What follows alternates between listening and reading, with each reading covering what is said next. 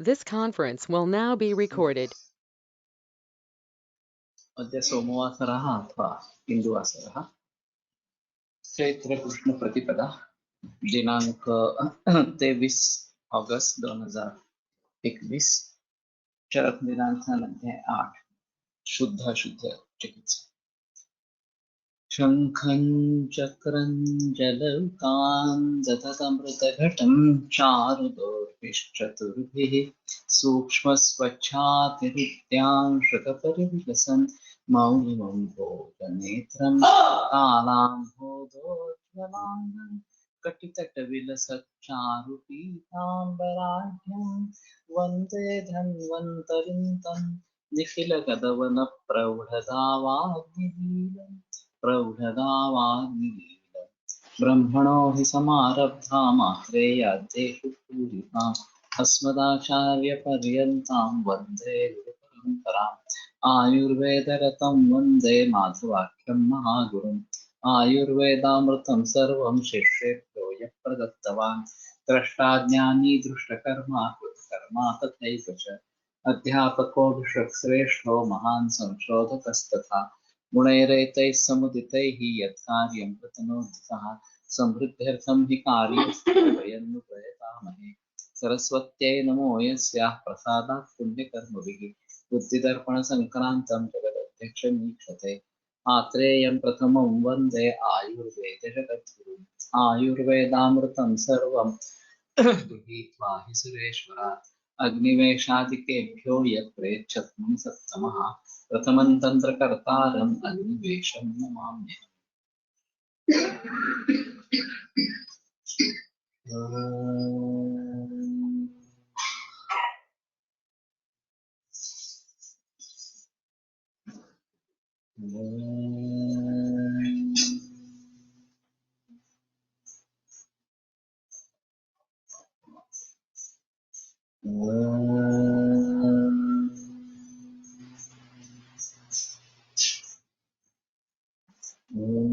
शांति शांति शांति।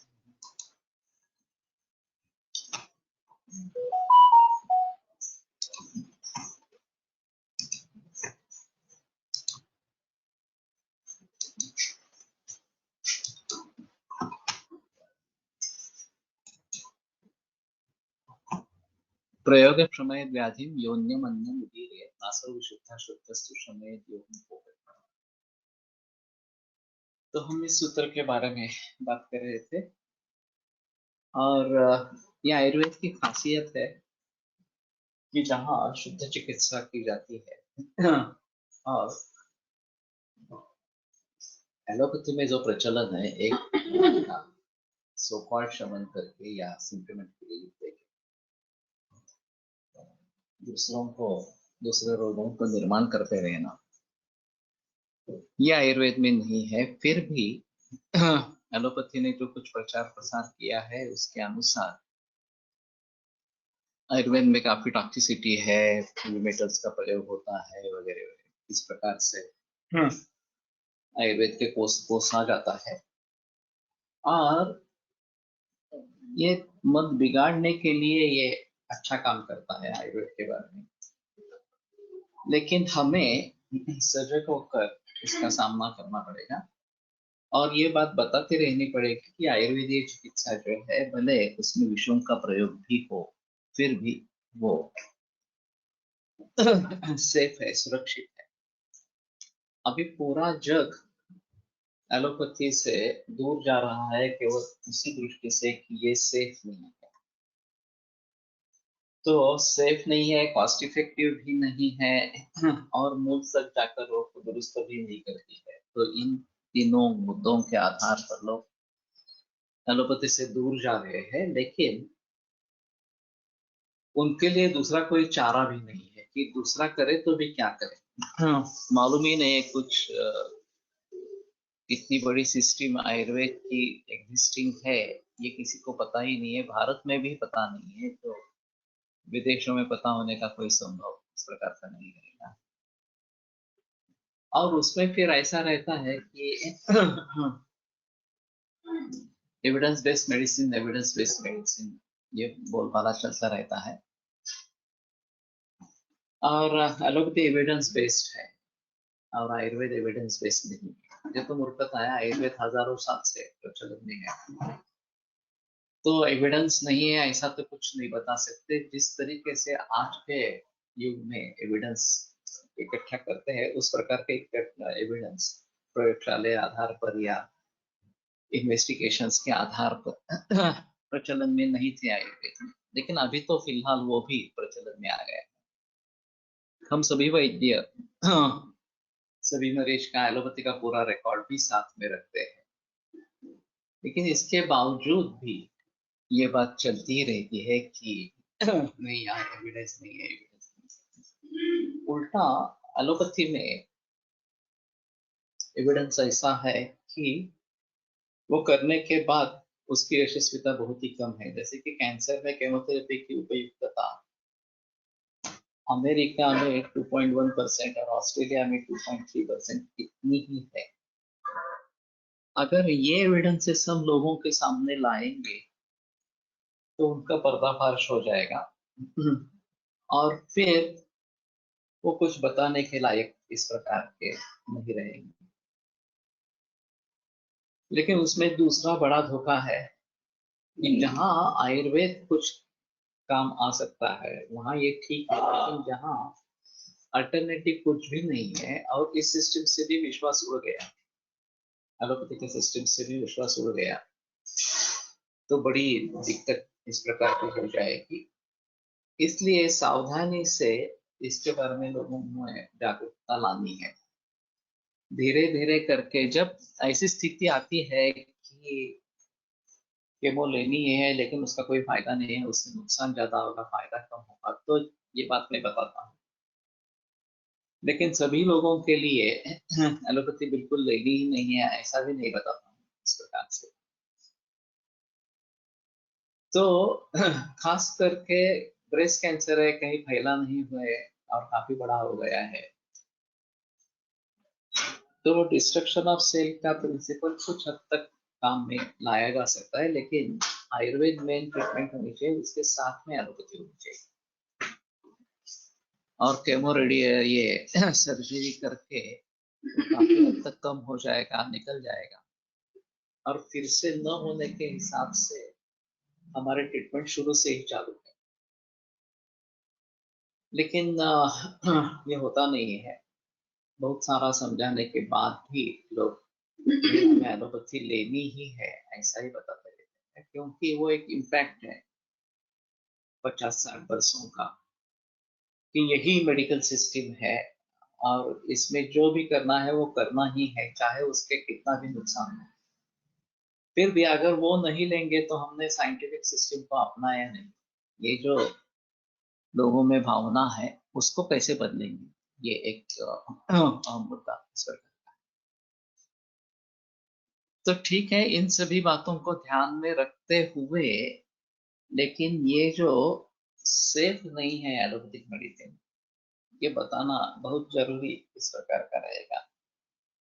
और सभी ड्रग्स के बहुत सारे साइड इफेक्ट्स हैं, फिर भी ये बताते रहते हैं कि हमने एविडेंसेस कलेक्ट किए हैं, हम खुले बोल रहे हैं कि इसके ये साइड इफेक्ट्स है इस प्रकार से, वैसे आयुर्वेद में नहीं होता और इसलिए तुम आयुर्वेद मत लो वगैरह वगैरह इस प्रकार से। तो इसमें सबसे अहम है कि अच्छे वैद्यों की संख्या अगर बढ़ती जाए तो लोग अपने आप आयुर्वेद की तरफ मुड़ेंगे, क्योंकि उनको कौन सा शास्त्र है, क्या है, उसके प्रिंसिपल्स क्या है, इसमें कुछ दिलचस्पी नहीं है, उनको सिर्फ राहत चाहिए। और वो सिम्टोमेटिक राहत एलोपैथी से मिल जाती है, इसलिए एलोपैथी जगन्मान्य वैद्य इस प्रकार का हो गया। तो हमें भी उसके बारे में थोड़ा सोचना पड़ेगा कि हम सिम्टोमेटिक रिलीफ कैसे दे पाएंगे।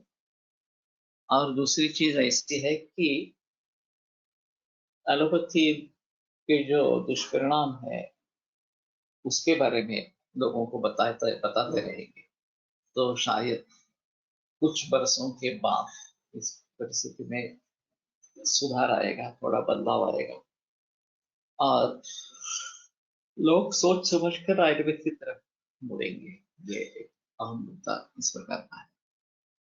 एको हेतु अनेकस्य तथैकस्यैक एव हि व्याधिरेकस्य चानेको बहुनां बहवो।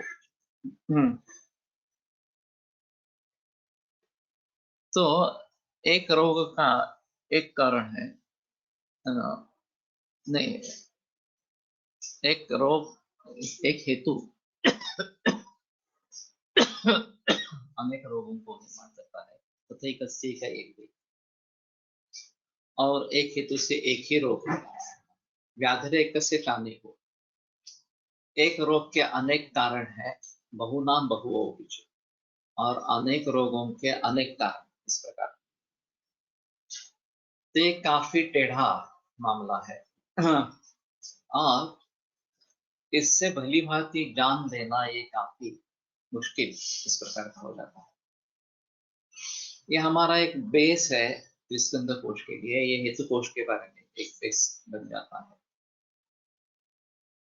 तो एक रोग से अनेक, एक कारण से अनेक रोग निर्माण हो सकते हैं। दही सेवन कर ले तो उससे विसर्प भी हो सकता है, कामला भी हो सकती है, और कुछ भी हो सकता है इस प्रकार से। तो ऐसे हालात में इस कारण से कौन सा रोग उत्पन्न होगा ये समझ लेना काफी मुश्किल इस प्रकार का हो जाता है। और एक कारण से एक ही रोग निर्माण होता है, ये भी है। मृतभक्षण है तो मृतभक्षण जन्य पांडु निर्माण हो जाए। तो एक तथैकस्यैक एव हि, एक रोग का कारण एक ही इस प्रकार है। व्याधिरेकस्य चानेको, एक रोग के अनेक कारण इस प्रकार के हो सकते हैं, और बहुनाम बहुओ, अनेक रोगों के अनेक कारण इस प्रकार के हो सकते हैं। तो परमिटेशंस कॉम्बिनेशंस काफी बड़ी होती है इसमें, और इसमें से सत्य ढूंढ लेना ये काफी मुश्किल इस प्रकार का हो जाता है। तो पहले तो एक ये चाहिए कि हेतु से आरंभ करके उससे कितने कार्य निर्माण होते हैं, ये हेतु कार्य कोश जो पहला वॉल्यूम है उसमें आता है। कोई भी कारण ले लो, पानी ले लो, दूध ले लो, दही ले लो, या आतप सेवन ले लो, कोई भी कारण ले लो। तो उस कारण के जरिए कौन कौन से कार्य निर्माण होते हैं, चाहे रोग रूपी कार्य हो, चाहे दोष वैषम्य रूपी कार्य हो, वो सभी आपके सामने आ जाता है। उसी प्रकार से एक रोग के कितने कारण हैं, ये कार्य हेतु कोश जो दूसरा वॉल्यूम है उससे पता चल जाता है। तो ज्वर हो, रक्तपित्त हो, कास हो, अतिसार हो, जो भी रोग हो, उस रोग के जितने भी कारण हो सकते हैं वो सभी सामने आ जाते हैं, और कहीं भी हो तो भी सामने आ जाते हैं। जैसे मैंने फणसलकर जी का उदाहरण बताया था, मैं थर्ड ईयर में था, हर्ष का रुग्ण था, बाह्य हर्ष दिख रहा था, और स्वर्ण सूचक का प्रयोग सर ने किया, और महीने बाद मैंने देखा तो अर्श पूरा गायब हो गए। अब अर्श के लिए स्वर्ण सूचकर क्यों, ये मेरे ध्यान में तो नहीं आया। मैंने उनसे पूछा कि स्वर्ण सूचकर का प्रयोग क्यों किया, कुछ बोले नहीं। उन्होंने सत्र स्थान में 7वें अध्याय विषमुक्ताय दद्याच शुद्धाय और तथा सूक्ष्मताम्र विशोधन इस प्रकार शुद्धेरुति ततश्चाणम हेम चूर्ण स्थिता और गरे पेश विधि स्मृता, ये 3 सूत्र मुझे दिखा। तो मेरे दिमाग में आया, उसके पहले उन्होंने उत्तर स्थान का एक रेफरेंस दिखाया कि गर्भ विषय से अक्षर निर्माण होता है इस प्रकार से। अब कंप्यूटर के जरिए सभी रेफरेंसेस इकट्ठा हो जाते हैं, उसमें कोई संदेह नहीं, लेकिन उस जमाने में जब कंप्यूटर बिल्कुल ही प्रचलन में नहीं, तो बार बार ग्रंथ पढ़ने से ये उनको ज्ञात हो गया था कि गर्भ भी अर्श का एक कारण इस प्रकार का है। तो बात ये है, ये विरुद्धमपि चाहारम विद्या गर्भिशोतो, विरुद्ध आहार भी गर्भिश जानना चाहिए। उस व्यक्ति के खाने पीने में विरुद्ध आहार था, जो गर्विशद ऐसा काम कर रहा था, और उसके लिए ताम्र फॉलोड बाय सुवर्ण इस प्रकार का देने का ग्रंथ में निर्देश है। और उससे गर्भ विषय भी नष्ट होता है, और कारण नष्ट हो गया तो उसका कार्य जो है अर्श वो भी नष्ट हो जाएगा। ये सब श्रृंखला क्या स्वर्ण सूचक्र में दोनों है, ताम्र भी है स्वर्ण भी। तो इतना सब समझने की ताकत हमें होनी चाहिए, समझने की क्षमता हमें होनी चाहिए। तो रीडिंग बिटवीन द लाइंस ये एक अहम मुद्दा इस प्रकार का। अभी फिलहाल हम जो देखते हैं मरीज की जो हिस्ट्री लेते हैं और वर्तमान व्याधि वृत्त और फिर दिनचर्या वगैरह ये बातें, खाने पीने के बारे में, वेगावरोध के बारे में, मैरिटल लाइफ या वैवाहिक जीवन के बारे में, मानस भावों के बारे में, और कोई इस प्रकार के एडिक्शन है, व्यसन है तो उसके बारे में, ये सब जानकारी लेके हमें ये पता चलता है कि एक रोग के अनेक कारण इस प्रकार के हो सकते हैं, और जितना कारण ज्यादा होगा या ज्यादा देर तक इसका इस्तेमाल हो रहा हो, बहुत सारे कारण हो, तो रोग प्रबल होने की आशंका ज्यादा इस प्रकार की होती है। दोष प्रमाण भी ज्यादा होने की अपेक्षा रहती है, और फिर ट्रीट करना भी आसान नहीं। तो ये सब जानने के लिए एक कारण से कौन से रोग निर्माण होते हैं, कार्य निर्माण होते हैं, और एक कार्य के कितने कारण हो सकते हैं, ये दोनों जान देना जरूरी है। तो आगे चलकर बहुधा बहुवो विचर, जब व्याधि संकर दिख रहा है, ब्लड प्रेशर भी है, डायबिटीज भी है, उसके साथ किडनी फेलियर भी है, वगैरह वगैरह इस प्रकार से, तो इन सभी के बारे में सोचकर उनका कॉमन कारण क्या हो सकता है, या इन सभी रोगों के विभिन्न विभिन्न प्रकार के कारण इकट्ठा कर कुछ कार्य करें, तो वैसे ये सिस्टम काफी कॉम्प्लेक्स है, समझने में आसान। अगर हम एनालिसिस करना चाहते हैं तो भी पूरी तरीके से एनालिसिस को पाना काफी मुश्किल इस प्रकार का हो जाता है, क्योंकि वेरिएबल्स बहुत ज्यादा है, और उन सभी का भली ढंग से, अच्छे ढंग से ख्याल करके नतीजे पर पहुंचना भी,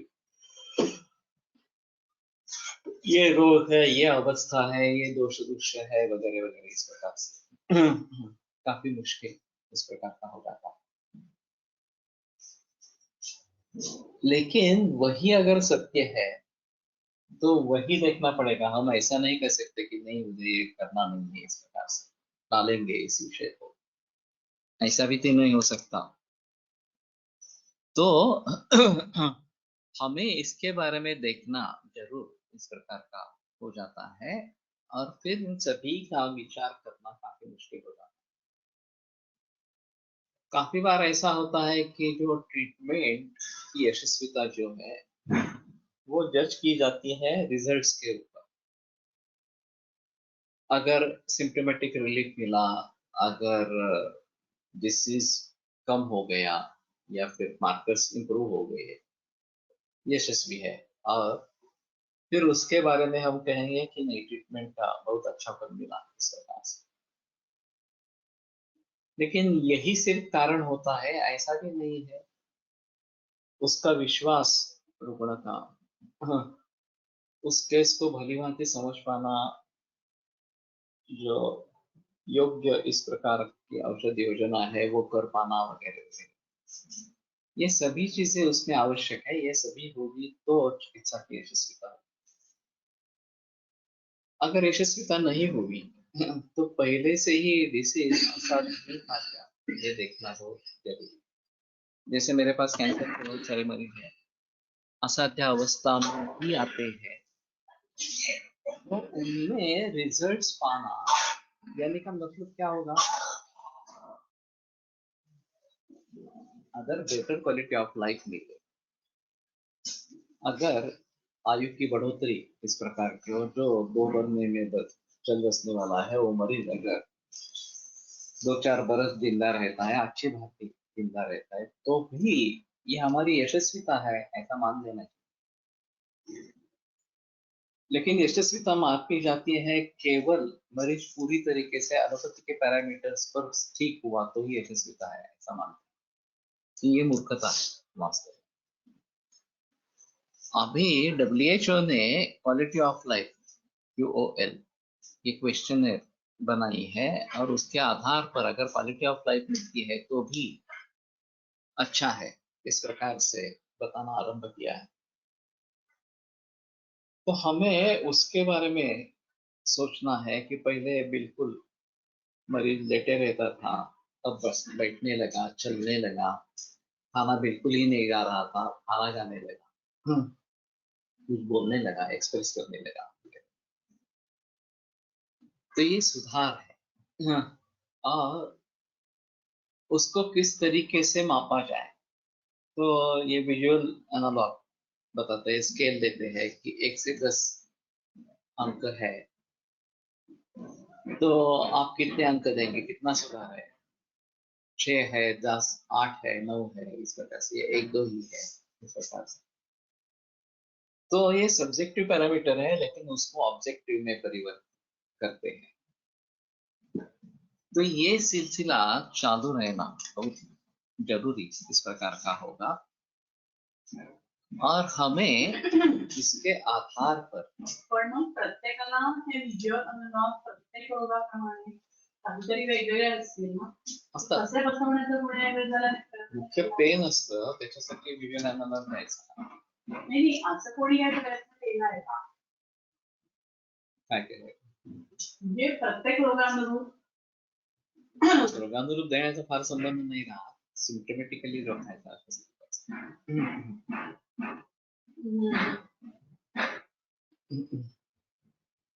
ग्रेडेशन ठरवताना याला म्हणजे सर्जिकल पॉइंट पासून ते ह्याच्या पॉइंट पर्यंत काहीतरी विचार केलेला असेल, करायला पाहिजे आता. है ना, अभी एलोपैथी में सभी के लिए है, सभी सिम्टम्स को विजुअल एनालॉग में कन्वर्ट कर सकते हैं, और वो एलोपैथी का है ऐसा नहीं है, हम भी कर सकते हैं, उसमें क्या ज्यादा कुछ तकलीफ नहीं है. नाही, पण असं आपण काही करतच नाही कधी, कारण तसं असेल तरच आपल्याला फरक लक्षात येतील, नाही येणार नाही. ठीक है, करो. वास्तव में ऐसा है कि ऑब्जेक्टिव पैरामीटर्स में ये अहम मुद्दा इस प्रकार का रहेगा, केवल इन्वेस्टिगेशंस पर ही निर्भर रहना हमारे लिए अच्छा नहीं है, क्योंकि हमारी ट्रीटमेंट सिम्टमेटिक रिलीफ नहीं दे रही, हम मूल रोग को दूर कर रहे हैं. हो, पण मग त्याचा मार्ग कसा येणार आपला, मूळ रोग दूर झालाय, लक्षण, पण लक्षण हे तात्कालिक असतं ना. ठीक है, पण that is an effect of the cause. रोग कारण है और लक्षण उसका कार्य है. तो अगर रोग खत्म होता नाही है, नाही, म्हणजे आता आपल्या सीएच्या पेशंट मध्ये, ठीक आहे सीए देतो सोडून, ऍक्च्युअली त्यांनी आता मार्कर टाकलेत आपल्याला, मार्कर कमी झाले, पण ऍलोपॅथी डेफिनेटली ते मान्य करत नाही का करते, हा एक क्वेश्चन आहे. तो ज्यादा महत्व नहीं देते, करते हैं. उसमें दोनों चीजें है कि क्लिनिकल पिक्चर कैसा है, एलोपैथी क्लिनिकल पिक्चर को देखती नहीं है, ये एक आम मुद्दा है. और बहुत सारे मरीजों में डॉक्टर्स चेक ही नहीं करते पेशेंट, क्लिनिकल एग्जामिनेशन ही नहीं होती, सीधे इन्वेस्टिगेशंस के ऊपर ही पता चलते हैं कि ठीक है नहीं है, इस प्रकार से. तो उसमें से समाज को बाहर निकालना ये एक अहम मुद्दा इस प्रकार का रहेगा. आपण जसे विचारतो की किती टक्के बरे वाटत आहे, तसेच हे व्हिज्युअल एनालॉग स्केल ग्रेडिंग असते, बरोबर है. लेकिन उसको नोट करना, दिनांक इस दिनांक में मरीज आया था और इस लक्षण में इतना उपशम था, 60% था, इसमें 50% था, इसमें 80% था, वगैरह इस प्रकार से। ये विजुअल एनालॉग इस प्रकार का है। नाही, आणि पुन्हा प्रश्न असा येतो की मूळ सिम्पटम सोडून पेशंट वेगळीच सिम्पटम त्याचे सांगायला लागतात. तर त्याचं नोटिफिकेशन कसं करायचं? ती ॲलोपॅथी कशी करते? तो मुझे मालूम नहीं है, लेकिन ये दोषों से रिलेटेड सिम्टम्स हो सकते हैं इसमें। हाँ, आपल्या दृष्टीने बरोबर आहे. तो ये दोष, इस दोष का प्रकोप हो गया है, ये समझकर उसकी कुछ चिकित्सा करनी है, ये हमारे हिसाब में हम कर सकते हैं। तो इसको ध्यान में रखना है। इसमें आफत ये है, एलोपैथी तो कारणों को देखती नहीं है, क्योंकि ये 1-to-1 रिलेशनशिप है ही नहीं, इसलिए देखती नहीं। बहुत सारे कारण हो सकते हैं, किससे क्या निर्माण हुआ ये मालूम नहीं है, और फिर किसी एक कारण को लेकर आगे चलना है तो ये स्पष्ट रूप से निश्चित होना चाहिए कि यही कारण। तंबाकू के बारे में ऐसा ही हुआ। जब तंबाकू से कैंसर का रिलेशन एस्टेब्लिश कर रहे थे, तो जितने भी तंबाकू खाने वाले लोग हैं उन सभी को कैंसर नहीं होता, 90% में नहीं होता। तो इस तरीके से ये सिद्ध ही नहीं होता कि तंबाकू से कैंसर होता। लेकिन उस जमाने में 20-30 बरस पहले जितने कैंसर के मरीज थे उनमें से 90% तंबाकू एडिक्शन वाले। तो इसके आधार पर यह सिद्ध हो गया कि हाँ, तंबाकू कैंसर का कारण। अभी तो इतने सारे मरीज आ रहे हैं जिनमें तंबाकू सेवन का कोई संबंध ही नहीं है, फिर भी कैंसर है। तो अभी कैसे करेंगे, उनमें क्या कारण होगा? और बहुत बड़े बूढ़े लोग भी आते हैं 80 वर्ष के ऊपर, और एक भी कारण नहीं पाया जाता, ना कि तंबाकू है, ना कि जंक फास्ट फूड है, ना कि साइकोलॉजिकल स्ट्रेस है वगैरह। या छोटे बच्चे आते हैं, 2-3 महीने के बालक भी आते हैं और उनमें एडवांस कैंसर दिखाई देता है। तो इन सभी के बारे में कैसे विचार करें? तो इसका मतलब ये है कि कुछ ना कुछ तो कॉमन कारण होगा जो सभी समाज के लिए कॉमन इस प्रकार का है। उस कारण को अगर हम ढूंढ नहीं पाएंगे और उसको पाने की कोशिश नहीं करेंगे, तब तक कैंसर पर काबू पाना मुश्किल है।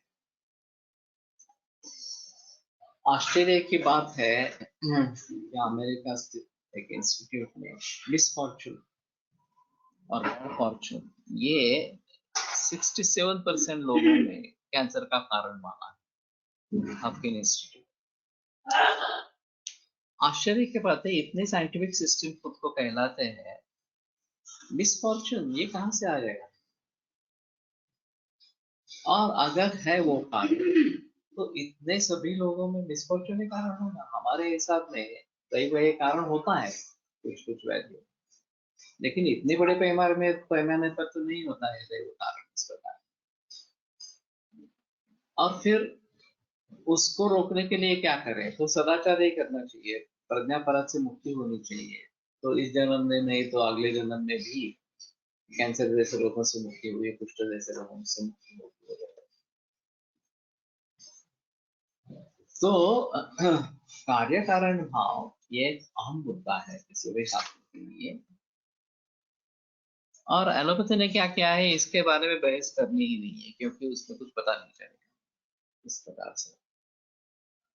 और केवल सिम्टम पर ध्यान दे दो, सिम्टोमेटिक रिलीफ दे दो, बस समाज खुश हो जाएगा और अपनी ट्रीटमेंट लेते रहेगा। अब आगे जो नौबत आती है कि सिम्टोमेटिक रिलीफ नहीं होता है, रोग बढ़ता रहता है, तो क्या करेंगे? तो ठीक है, वो हमारे लिए नहीं है, हमारी फार्मेसी से जितना काम हो सकता है उतना तो हम करवा लेंगे, बाकी छोड़ देंगे मरीज को। मरीज अपने आप कुछ रास्ता ढूंढेगा, किसी दूसरे पैथे में जाएगा, कुछ करेगा इस प्रकार से, हमें कोई लेना देना नहीं है उससे। तो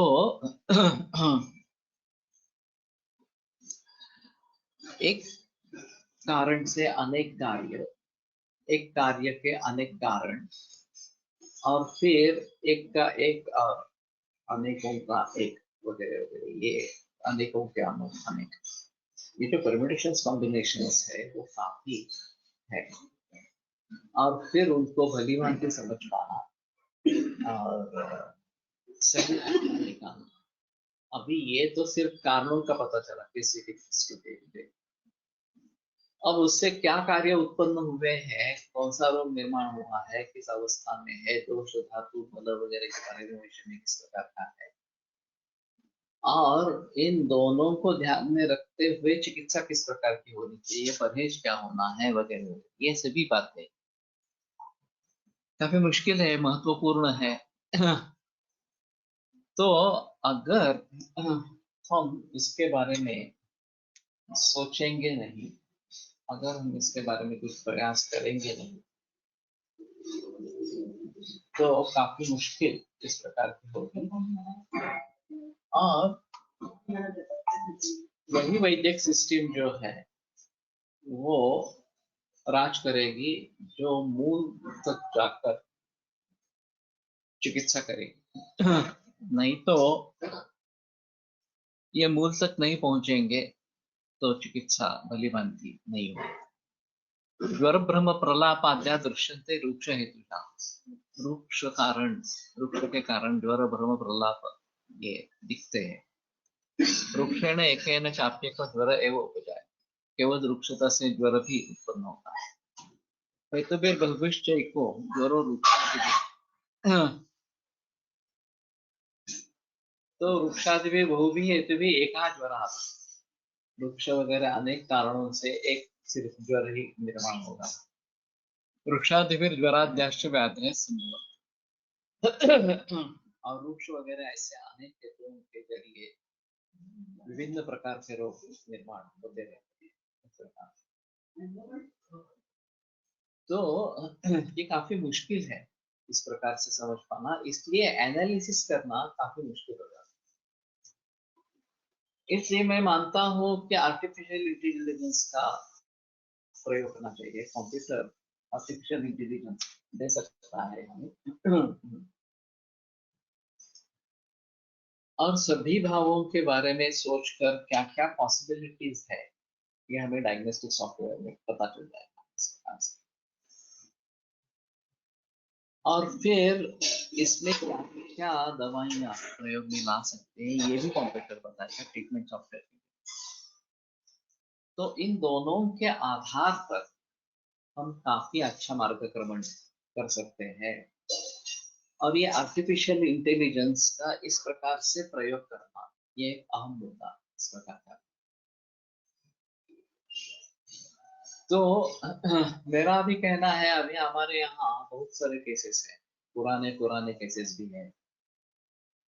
वैद्य नानल सर जी के पास ऐसे ही बहुत सारे केसेस थे, अभी मालूम नहीं उनका क्या हुआ। पोलिटर सर के पास भी बहुत सारे केसेस थे।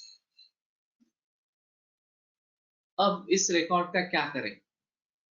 जब ये 1962 में 5-6 डैम बर्स्ट हुआ और महापुर आया पुणे, तो सभी रिकॉर्ड्स नानल सर के पास जो था वो बह गया, कुछ नहीं रहा उसमें से।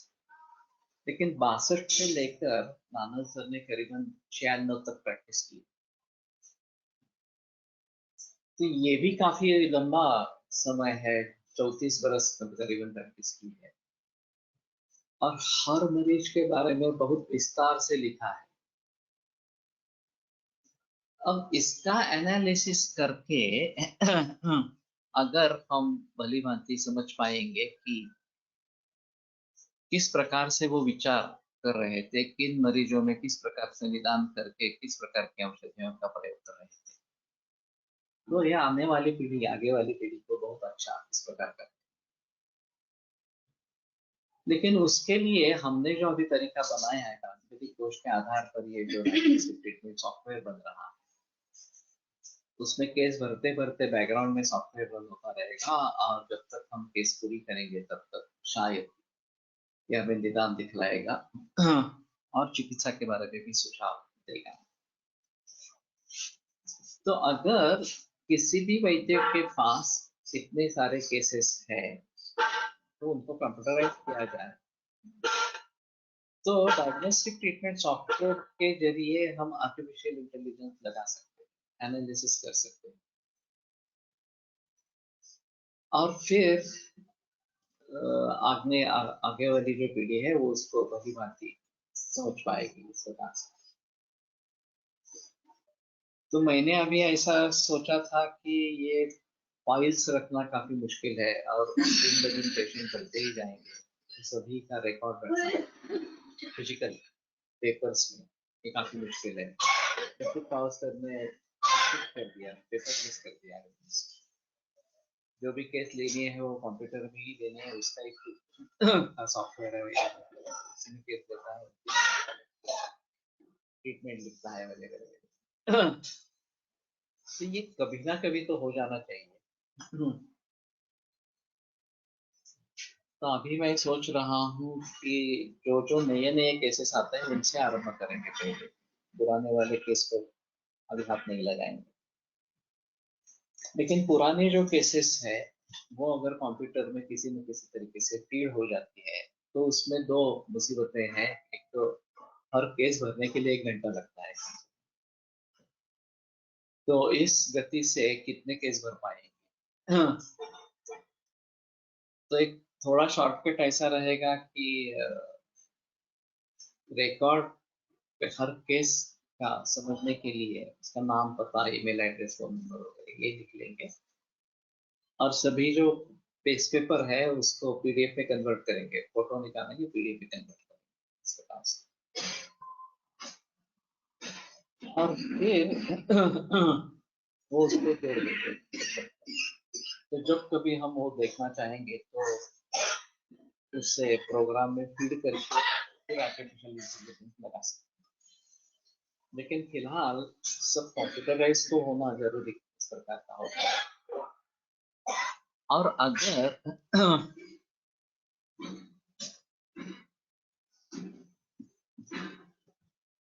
धान्य हवाबंद करून ठेवले तरी त्याला कीड लागू शकते, त्याचप्रमाणे शरीरात घडत असावे का? आपल्या शरीरात तुमचे जंतू असतातच, फक्त बाहेर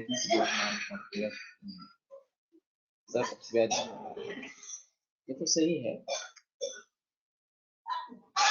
और प्रतिकार शक्ति के बारे में ज्यादा बोलवाना नहीं। अभी कोविड-19 के जरिए इसके बारे में काफी बहस होनी चाहिए पूरे समाज में, और अंतिमतः वही सत्य है कि वही हमें दोनों तरीके के रोगों से बचाएगा, संसर्गजन्य और असंसर्गजन्य, इस प्रकार से। एक मराठी विज्ञान परिषद का आर्टिकल मैंने सिर्फ टाइटल देखा है कि जंतु नकोतच का। तो हम केवल उन जंतुओं को मारना चाहते हैं जो हमारे लिए पीड़ाकारक है, हानिकारक है, रोग निर्माण करते हैं। लेकिन ऐसे बहुत सारे जंतु हैं, सूक्ष्म जीव है, जो हमारे लिए अच्छे हैं। तो जंतुओं को मारेंगे तो वो भी मर जाएंगे। एंटीबायोटिक का यही सिलसिला रहा कि बैक्टीरियल फ्लोरा है हमारे इंटेस्टाइन में, वो भी नष्ट हो जाता है, और फिर विटामिन बी कॉम्प्लेक्स वगैरह तैयार होना मुश्किल हो जाता है। तो एंटीबायोटिक के साथ में बी कॉम्प्लेक्स लेनी है, इस प्रकार से बताते हैं। तो हमें स्पष्ट रूप से जंतुओं का मारना यही ट्रीटमेंट है, ये तो छोड़ देनी चाहिए। हमारी प्रतिकार शक्ति को बढ़ाना यही सबसे अहम चिकित्सा है। चये व जये दोष आहे सूत्र महत्वाचे वाटते। सही है, चये व जये दोषम। शुद्ध की अवस्था में ही वो खुद जीत लो, वहां वो थोड़ा आसान होता है जीतना। एक बार वो दृढ़मूल इस प्रकार का हो गया जो जीवित का नाश कर देता है, पीड़ा देता है इस प्रकार से। तो इसलिए शुरू से ही हम मूल तक जाने की कोशिश करेंगे, और इसके लिए एक हेतु कार्य रिलेशनशिप जो है, संबंध है, वो भली भांति जानना चाहिए। हेतु कोश का महत्व इसलिए है कि आयुर्वेद में जितने भी हेतु कार्य संबंध है वो सभी हेतु कोश के जरिए सामने आता है। केवल रोग के ही नहीं, बाकी भावों के भी जो भी कार्यकारण भाव है वो सामने आ जाता है। अब मर्माघात में असुर क्षय क्रिय इस प्रकार का है, तो प्रोफेसर सर कहा करते थे कि ये कारण बताया है कि रक्त क्षय होकर आदमी की मौत होती है। तो अगर आप रक्त क्षय को टाल सकते किसी भी तरीके से, रक्तस्राव को रोककर भी या ऊपर से रक्त देकर भी, लेकिन रक्त का क्षय नहीं हुआ, तो बचा सकते हैं।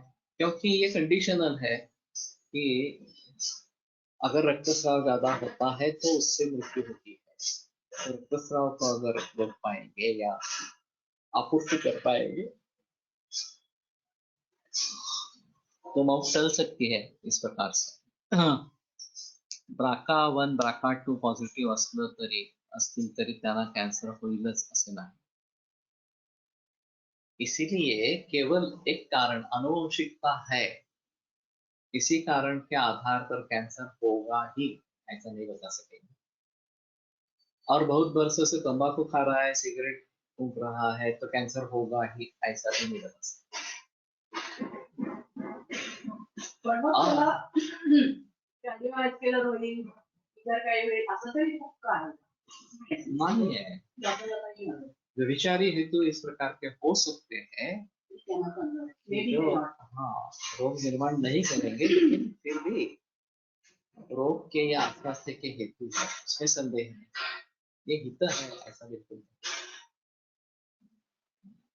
तो इसलिए ये बहस करना काफी मुश्किल है। पूर्वकर्मानुसार आलेले व्याधी होणार असं है कि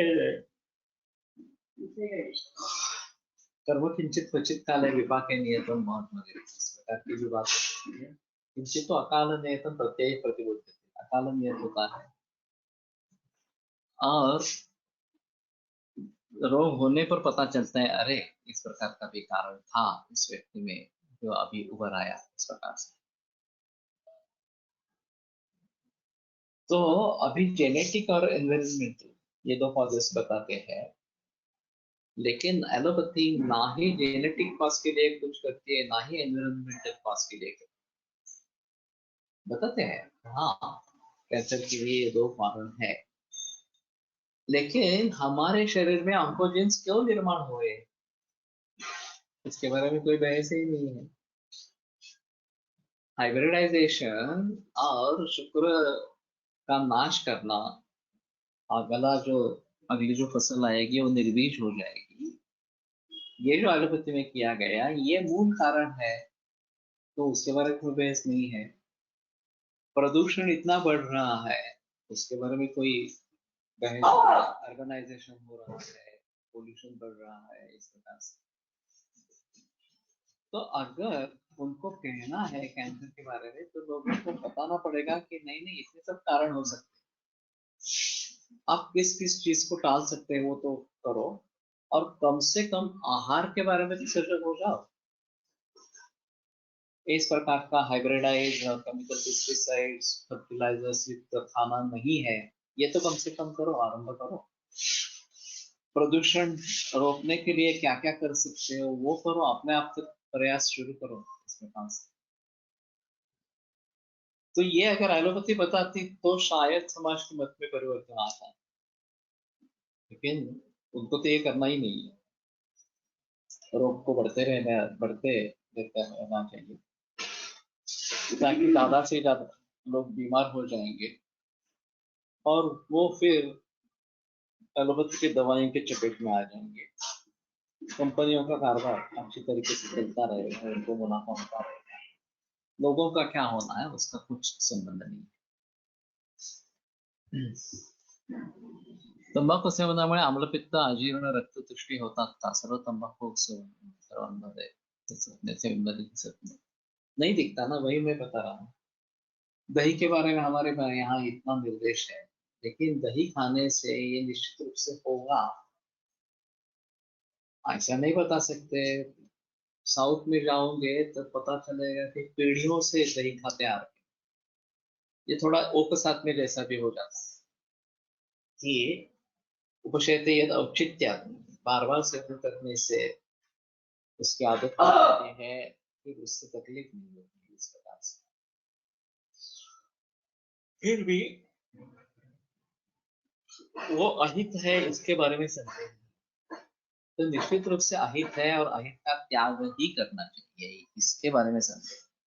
समीक्षा में थोडंसं काळजी घ्यायला पाहिजे होतं. म्हणजे पण नाही की तरी पावसाळा सुद्धा टाळायला बघतो किंवा जे त्यांनी दिलेले आहेत त्याही वेळेला टाळायला बघतो. तर ते तसं नाही, कारण मग साधण्याचा प्रश्न येणारच. है ना, होना चाहिए। दही हम बिल्कुल ही नहीं खाते हैं, वर्षा ऋतु या शीत ऋतु में हेमंत ऋतु में दही खा सकते हैं। हर रोज नहीं खाना है, दिन में ही खाना है, रात में नहीं खाना है।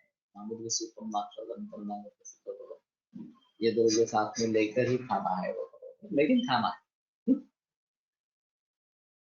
वो स्वस्थवृत्त का एक अंग इस प्रकार का है। लेकिन जब हम मरीज देखते हैं कि बहुत सारी तकलीफें हैं और दही उसका मेन कारण है,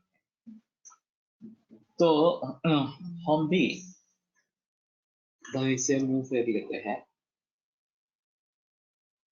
खाने के बारे में सोचते नहीं है। तो ये अलग बात हुई।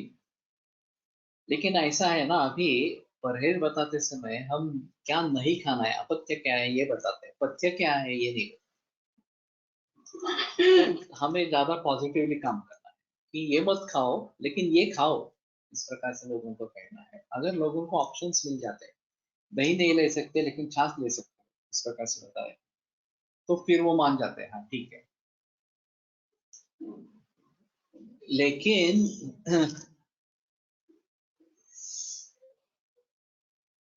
पित्त दाबण्यासाठी तंबाखू सुरू करतात, ग्रामीण भागात प्रचलन आहे।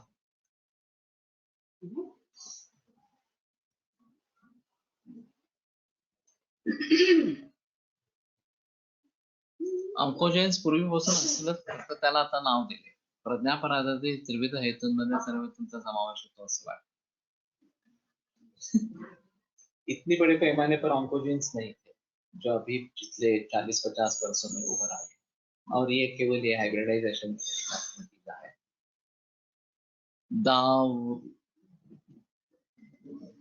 दवाइयों का भी फोकस में हो गया, इसलिए दुष्परिणाम कम हो गए। ऐसा एलोपैथी की दवाई के साथ हो सकता है क्या? जैसे दही का है, हो सकता है उसका भी उपसाथ में हो जाएगा, और फिर उससे जो दुष्परिणाम होने वाले हैं वो नहीं दिखेंगे स्पष्ट रूप से, लेकिन फिर भी धीरे धीरे उनका असर होता ही रहेगा, हमें पता नहीं चलेगा। ये है। तो पित्त दाबण्यासाठी तंबाखू सुरू करतात ग्रामीण भागात प्रचलन। ये बेसिकली एडिक्शन है, तो उससे किक मिलती है और एक अच्छा लगता है, ऐसी प्रतीति होती है, या फिर कॉन्स्टिपेशन रिलीव हो जाता है, ये भी एक लोगों में प्रचलन है। और मुफ्त मिल रही है, कोई दूसरा खिला रहा है, ये भी कारण हो सकता है। और औत्सुक्य भी होता है, क्या कैसे होता है, क्या होता है, देखेंगे इस प्रकार की विशेषता युवावस्था में ये बात हो सकती है। सेलिब्रिटीज, पॉलिटिशियन्स अशा लोकांचं सीएचं प्रमाण जास्त आहे असे म्हणता येईल का? हो, तर मग त्याचे कारण काय असते? कारण तो बहुत होते हैं। सेलिब्रिटीज हो या राजकारणी व्यक्ति हो, उनका लाइफ शेड्यूल का कोई पता नहीं, लाइफ शेड्यूल बहुत ही हेक्टिक होते हैं, बहुत सारे मानसिक तनाव होते रहते हैं। पैसा होता है लेकिन पैसे से ज्यादा से ज्यादा हम सुख के साधन खरीद सकते हैं, सुख को खरीदा नहीं जा सकता। और सुख के साधन होने के बाद भी सुख नहीं आता, और सुख के साधन उनके पास नहीं है वो भी सुखी है। तो ये समझना जरूरी इस प्रकार का है। अशा लोकांना व्यसन बंद करायला सांगितलं तर त्यांना त्रास होतात ते अपथ्य म्हणून कसं समजावं.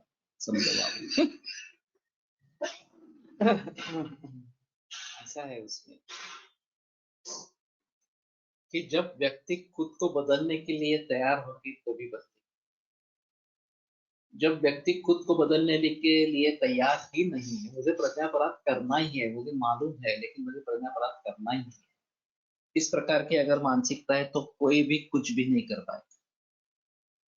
अगर मुझे पता है कि ये मेरा कारण है और मुझे ये टालना है, मुझे ठीक होना है, मुझे दीर्घकालीन सुख की अपेक्षा है, तात्कालिक सुख की अपेक्षा नहीं है, तो भी ये बात हो सकती है, नहीं तो ये छूटेगा नहीं इस प्रकार से. अब उसको कंड्यूसिव कैसे बनाए, ये अहम मुद्दा है. जो व्यक्ति पथ्य पालन के लिए तैयार ही नहीं है, उसको पथ्य पालन का महत्व कैसे समझाए, ये बड़ी मुश्किल बात होती है. और वो अगर नहीं कर पाएंगे तो वो वैसे ही रहेगी, व्यक्ति वैसी ही रहेगी, उसको तकलीफ होती ही रहेगी, कोई उसको निकाल नहीं सकेगा वहां उसमें से. तो ये एक बात होती है विनाशकाले विपरीत बुद्धि ही, इस प्रकार से, या अपने कर्मों के अनुसार बुद्धि होती रहती कि मेरा कर्म ही इतना बुरा है कि मुझे इसी प्रकार की इच्छाएं होती रही और मैं इसका आदी बन जाऊंगा, नहीं नहीं मुझे ये करना ही इस प्रकार से. तो उस व्यक्ति को बाहर निकालना काफी मुश्किल इस प्रकार का है. रॅन्टॅक ऍसिडिटी साठी चे औषध आहे, लोक वर्षानुवर्ष, it may be link to many types of cancer including bladder cancer, colon cancer आणि प्रोस्टेट कॅन्सर. मग ह्याविषयी लोकांना अजून माहिती नाही त्याविषयी काय. ये रेफरेंसेस ढूंढ कर लोगों के सामने रखो और उनको समझने दो. वैसे हाइपरटेंशन के जरिए जब किडनी फेलियर होता है तो उसमें हाइपरटेंशन की दवा ही किडनी फेलियर के लिए काम करती है, कारण बन जाती है. लेकिन ये किसी को मालूम ही नहीं है. Kalpa's like Mahakalyana Gurta can mold people to be used, to be ready for the addiction. They can feel that urge to get rid of. ये अभी रसिक ने काफी प्रचलन में लाया है, मैं भी करता हूँ. लेकिन फिर भी द्रव्यों के आधार से मानसिकता बदलना, ये इसमें अहम होता है. इस प्रकार एक तरीका मानसोज्ञान विज्ञान धैर्य स्मृति समाधि दी, इस प्रकार ज्ञान और विज्ञान हम देते हैं, ये अच्छा नहीं है, तुम्हें छोड़ना ही है, प्रत्यापराध नहीं करना. अगर वो व्यक्ति मान जाती है तो ठीक है, अगर मानती नहीं है तो द्रव्यों के जरिए उसमें उसके बद में परिवर्तन ला सकते हैं, ये एक अहम होता है, इस प्रकार का होता है. और महाकल्याण का गुरुत्व से इस प्रकार का होता है, रसिकता का अनुभव ले रहा है, आने जाने है इस प्रकार से. और फिर वो अगर मानते हैं कि नहीं मुझे बदलना है इस प्रकार से, तो शायद बात वो पीछे जो आत्मा ने वो मन्येत कर्तारं सुख दुःखतो यो तस्मात् श्रेयस्कर मार्गं प्रतिगच्छेत ये सूत्र आया था. अगर हम दोषी ठहराते नहीं है अपने आप, अगर हम मानते हैं कि मेरी कुछ भूल है ही नहीं, इसमें तो ये होना ही है, मुझे इस प्रकार की चीजें बहुत पसंद है, मैं खाता ही रहूंगा, मैं नहीं टाल सकूंगा ये इस प्रकार से, तो बात बनेगी ही नहीं, उसको भुगतना ही पड़ेगा. और कितने कारण है, मानसिक बल कैसा है, शारीरिक बल कैसा है, अग्नि बल कैसा है, इसके आधार पर ये कितने दिन होगा, कैसे होगा वगैरह वगैरह सब पता चला. बायोप्सी केल्यानंतर कॅन्सर जास्त वाढतं का, ये तो बहुत सारे मरीजों में दिखाई देता है. और एलोपैथी के डॉक्टर्स भी कुछ मानते हैं इसके बारे में, बायोप्सी से कैंसर बढ़ता है, एफएनएसी से भी बढ़ता है.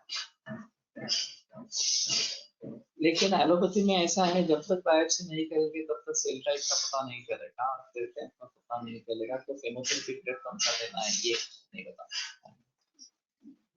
कल ही फोन आया था, 84 उम्र का मरीज है, मालूम नहीं किस प्रकार का कैंसर है। एफएनसी करवाई, अब फिर कैंसर स्पष्ट हुआ। अब बता रहे हैं कि अब इसमें कैंसर है, अभी कुछ नहीं कर सकते हैं क्योंकि chemo radiation surgery out of question. तो बात क्यों थी ना, एफएनसी क्यों की है? अगर आपको मालूम है कि आगे अगर कैंसर निकलने वाला है तो बायोप्सी क्यों करना इस प्रकार से, लेकिन करते हैं। सिर्फ निदान करने के लिए बायोप्सी या एफएनसी करनी है और फिर छोड़ देते हैं कि नहीं अब कुछ नहीं करना। तो पहले से ही मालूम होना चाहिए था कि कुछ नहीं करेंगे इस प्रकार से, पेशेंट अच्छा रहेगा।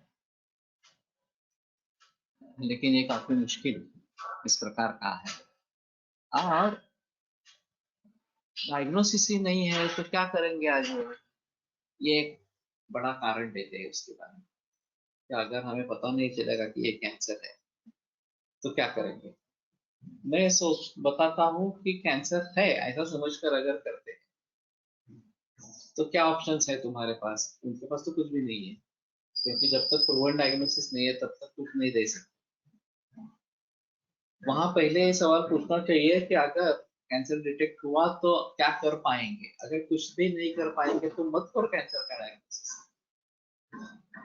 वैसे ही मरने दो, कोई प्रॉब्लम नहीं है इसमें।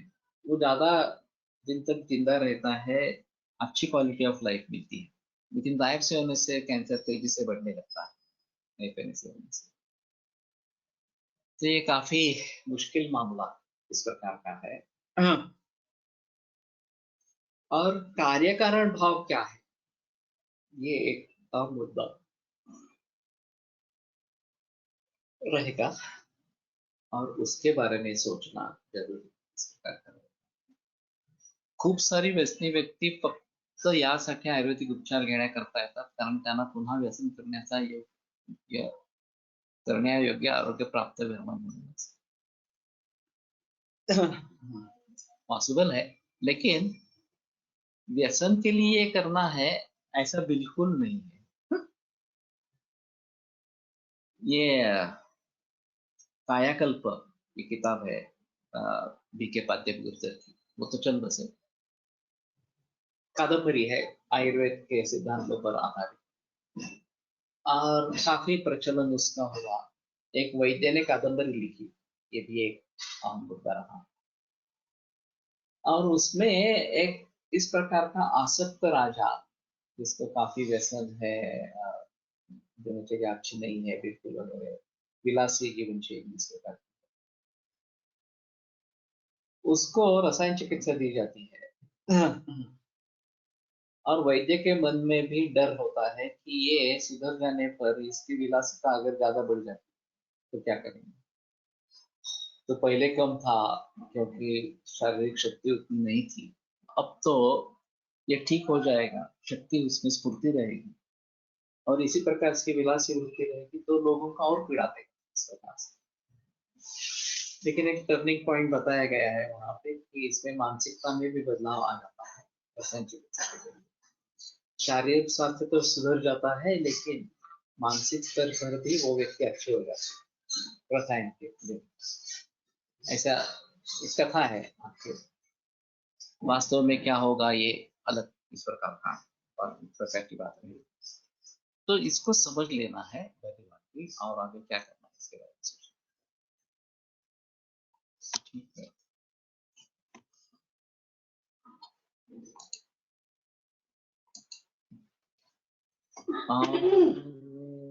प्रकांड निगदितैः शल्यतन्त्रप्रधानः शिष्येभ्यः शाश्वतोऽयं निखिलजनकृपा व्याप्तचित्तेन येन आयुर्वेदस्य वाञ्छन् पुनरपि भुवने तान्ति सुष्ठुप्रतिष्ठान् श्रेष्ठं धन्वन्तरं तं प्रणमति च सदा वैद्यवर्गो हि नूनम् वैद्यवर्गो हि